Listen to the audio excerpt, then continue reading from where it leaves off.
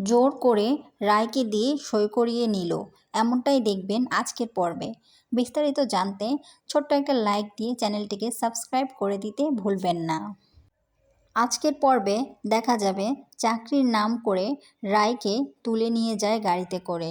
সেখান থেকেই রায়কে তুলে নিয়ে যায়।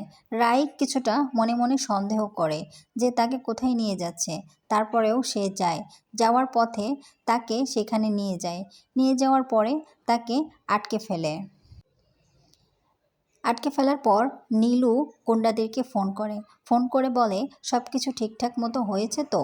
তারপর ওরা বলে হ্যাঁ ম্যাডাম, সব কিছু ঠিকঠাক মতোই হয়েছে, এত টেনশন করছেন কেন? নীলু বলে না, টেনশন না, যত তাড়াতাড়ি সইটা করিয়ে নেওয়া যায় ততই ভালো।